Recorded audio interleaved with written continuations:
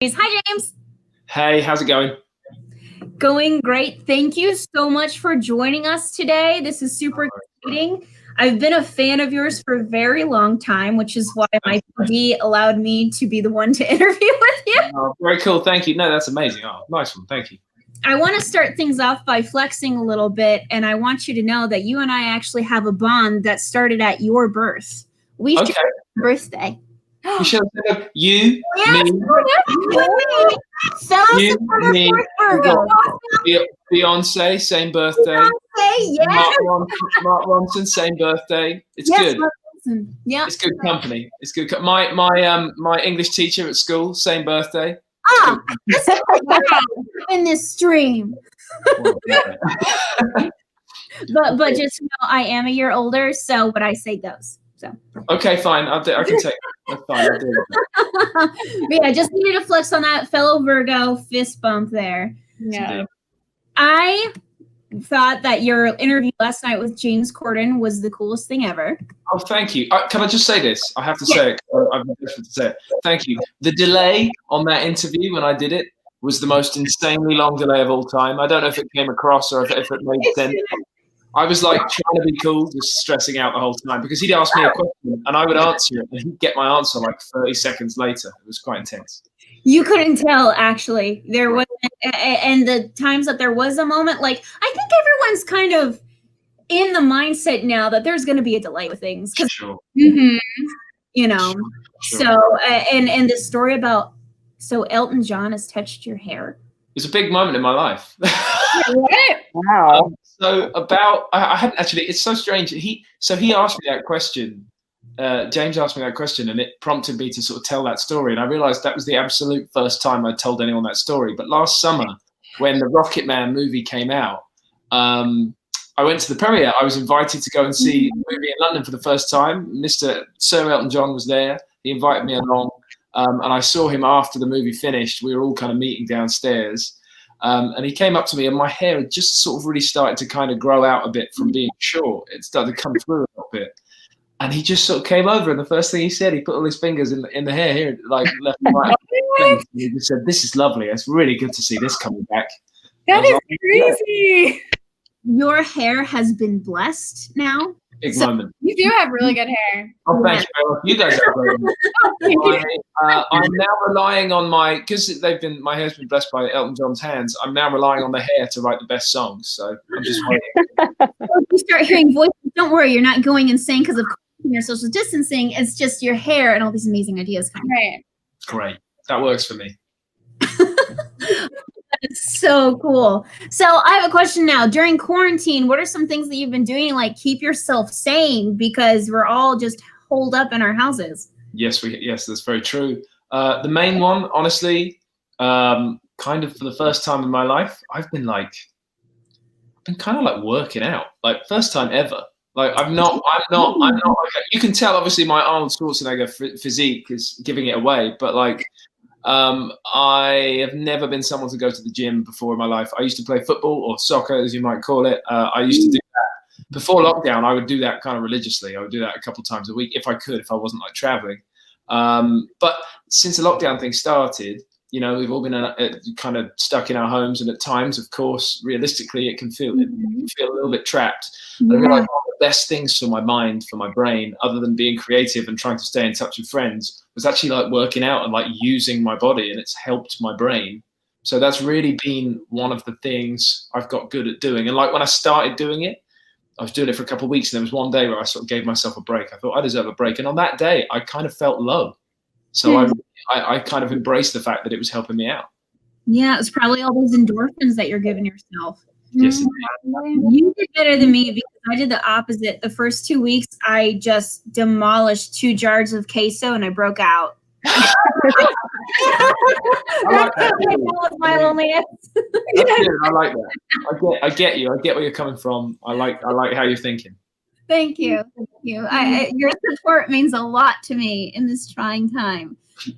So you were saying keeping in touch with friends and stuff.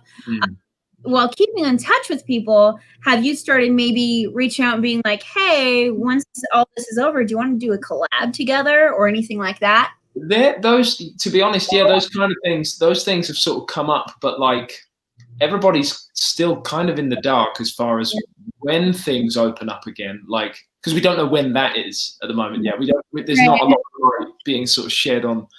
So because people don't know that, it's kind of hard to have much of a conversation, because we can come up with ideas right now, but when it all turns back on, everybody's going to have like 10 things jump to the top of their list.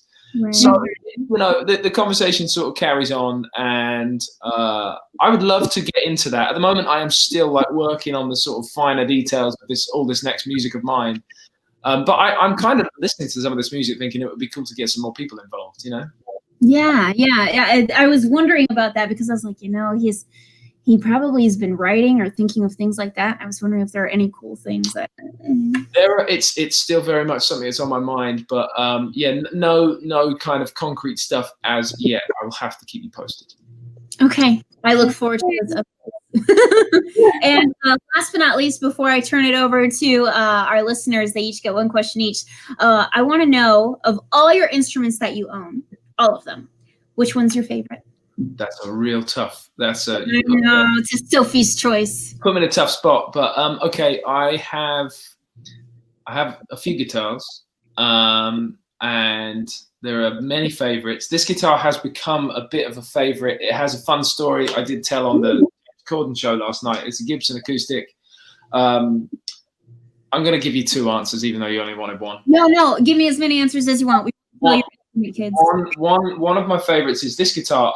I'm going to tell you the story about the guitar, and that's kind of not the reason it's my favorite. The reason it's one of my favorites is because it's genuinely a beautiful instrument. It plays great. It sounds great. I love it for that. And I stumbled across this guitar knowing nothing about its actual story. I was going to LA to do writing. Like, I was like there 1 week, and then I was back for 2 weeks, and I was there again. And Gibson Guitars are very good people, very friendly with me. And they were lending me like guitars to sort of use to do songwriting and stuff. And they sent me this guitar twice, which I thought was already a sign. I went there one time and I used it. I came back and they sent me the same guitar again. And I said, hey, what's the story with this guitar? Because I love it. It feels great. It plays great. It sounds great. And I would love to buy it off you. And they were like, hang on, let us just check that out. Because it was one from their sort of their private stash, as it were. Yeah. The story with this guitar is that a film company, like a production company, had commissioned Gibson to build 2 guitars for a movie. And I was like, oh, wow, tell me more. They were like, we don't really know anything. We just got told to build the guitars, and then we sent them to the production company. I said, okay. So they said, we just got to check out. They said the production company have one of the guitars, and we got to keep the other, but they might want it. So we need to check, and if they don't want it, you can have it. They didn't want it. They sold it to me. Some more time passed, like a few months later. I said, hey, did you ever find out any more about that guitar? I'm loving playing it. It sounds great. They said, we still don't know anything, but right. They said it was a movie with Bradley Cooper in it. And I said, oh, wow, interesting. A couple of years later, Cooper comes out, and it was A Star Is Born. And he's playing it in A Star Is Born. So it's from that movie, it turns out. What? This has been graced by Mr. Cooper himself. That is insane. And if Bradley Cooper touched it, we're so awesome. If B. Coops has had it in his hands, then it's got to be special. So I love this guitar but I mean, it's a beautiful instrument otherwise. And then I have an old 1960s Epiphone electric guitar that I play. And I wrote like most of my first album on, and I love that guitar forever. Like, it's the greatest instrument. It's from 1966. Oh, wow. The record label bought it for me, which was very kind, years ago. So yeah, couple favorites right there. Well, thank you. Oh my gosh, I'm jealous of that guitar. Man, me too. I want to. You're touching an instrument that Bradley Cooper touched, Elton John touched. Oh, you were just blessed across the board. Are. And me, a major celebrity, you share my birthday. You know, Beyonce's cool and all, but all right, so I'm going to go ahead and give Lisa and Heather a chance to ask one question each. Since you're on the top, I'll start with you. Do you have a question for James? So what got you into songwriting? Good question. I think in a way it's a simple answer, but in loads of other ways it's kind of a complex thing. Like, music is lots of people's it's often one of their earlier memories. I remember music from when I was a very, very little kid. And I think, well, it clearly was kind of moving me from a very young age. And I was always affected by music. And I was always creative as a kid. I wasn't immediately musical. From day one, I was doing drawing and painting and stuff like that. And I love to create and I love to show people what I created. And I love to kind of form a connection that way. And as I got older, I mean, I was still only like 11 when I first started to play the guitar. So I'd already got into music enough to want to kind of create it or emulate it because again, I found it so moving.